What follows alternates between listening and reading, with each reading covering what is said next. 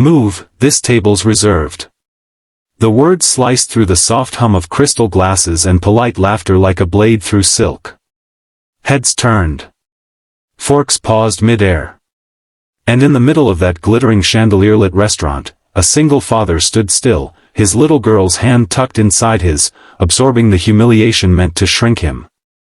Before we begin, if you believe in kindness, second chances, and the quiet strength of parents who refuse to give up, take a moment to like this video, share it with someone who needs hope, comment your thoughts, and subscribe to the channel. Stories like this deserve to be heard. Daniel Hayes hadn't planned to bring his daughter to the restaurant that night. In fact, he had planned never to step inside it again. But life rarely follows plans, especially when you're raising a 7-year-old alone.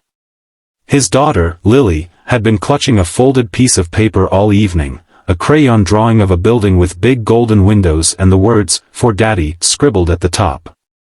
She had begged him to see the place where he used to work, not knowing how complicated those words were. The restaurant was a palace of polished marble and gold trim, a place where the wealthy whispered deals over candlelight and orchestras played softly in the corner. Years ago, Daniel had walked those same floors not in a pressed gray shirt and worn jeans, but in a dishwasher's apron. Back then, he had worked double shifts, hands raw from soap and steam, chasing a dream no one else believed in. He had lost his wife to illness during those years, and grief had nearly drowned him. Many nights, after closing, he would sit alone in the empty dining hall, imagining what it would feel like to own something instead of just survive it. But that dream had cost him everything: sleep, comfort, pride. He had taken business classes online after midnight, studied menus and management, and slowly climbed from dishwasher to assistant manager. When the former owner decided to retire, Daniel risked every dollar he had, mortgaging his modest home and taking loans that kept him awake at night. The day he signed the papers, he didn't celebrate. He went home, tucked Lily into bed, and whispered to his late wife's photograph that he hoped he was doing the right thing. Tonight was the restaurant's grand reopening under his full ownership. He had avoided the spotlight, letting the staff shine while he worked quietly behind the scenes. But Lily had insisted on seeing Daddy's big place. So he brought her early, before the formal ceremony, intending only to show her around. They had paused by a beautifully set table near the center, the best table in the house, marked with a small silver sign that read, "Reserved." Lily's eyes sparkled at the chandeliers, her simple blue dress glowing under the warm light. She squeezed his hand and told him it felt like a castle. Daniel smiled, kneeling beside her to explain that sometimes castles are built brick by brick, even when no one notices the builder. That was when the couple approached. The woman in a stunning red gown, diamonds shimmering at her ears, looked Daniel up and down with a glance sharpened by entitlement. The man beside her adjusted his white jacket, irritation already rising.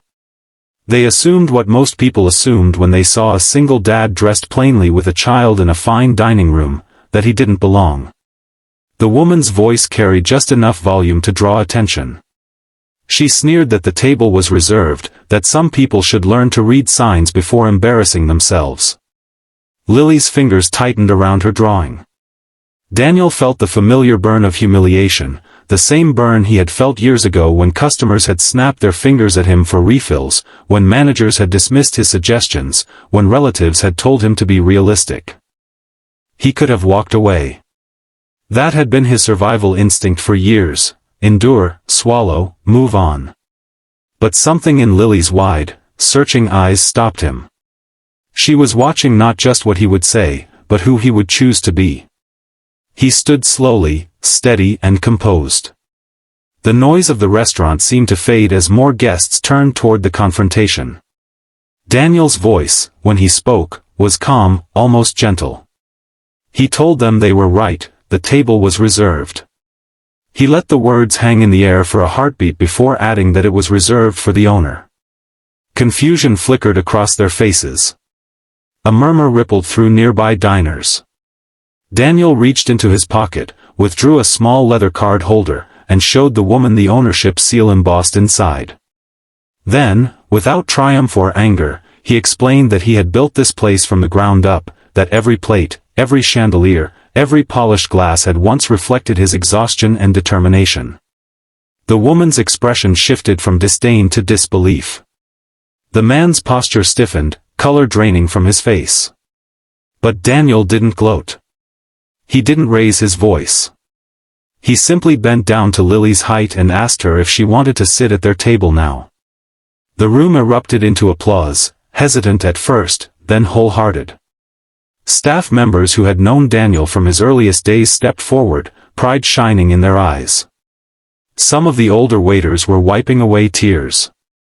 They remembered the nights he had stayed late to help them close, the times he had covered shifts so single mothers could attend school events, the quiet bonuses he had slipped into envelopes during hard months.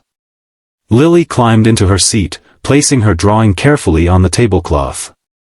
It was a picture of the restaurant, but in her version, a tiny stick figure stood in front of it with a cape. She looked up at her father and told him he was her hero. Daniel felt his throat tighten. For years, he had wondered if chasing this dream had stolen too much time from her childhood. He had missed bedtime stories, school recitals, small moments that never returned. But in that instant, watching pride replace uncertainty in her eyes, he understood something profound. Success was not the chandeliers or the applause. It was showing his daughter that dignity does not require permission from anyone else. The red-dressed woman quietly stepped aside. There was no dramatic apology, only the heavy silence of realization. And perhaps that was enough.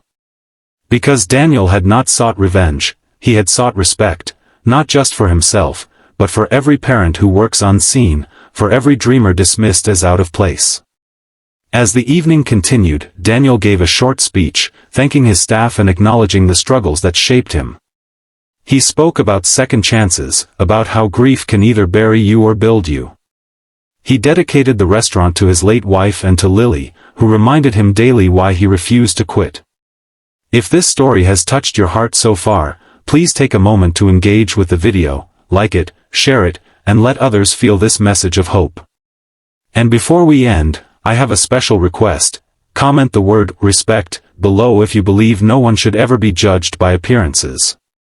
By the end of the night, as candles burned low and guests filtered out, Daniel carried Lily in his arms through the quiet dining hall. The chandeliers still glowed, but softer now. He paused at the entrance, looking back at the room that had once been a battlefield of doubt and exhaustion. He didn't see the humiliation anymore. He saw perseverance. He saw sacrifice transformed into legacy. And as he locked the doors, Lily's head resting against his shoulder, he realized the most important reservation had never been that table in the center of the room. It had been the place he reserved in his daughter's heart, a place built not with marble or gold, but with courage, humility, and unwavering love.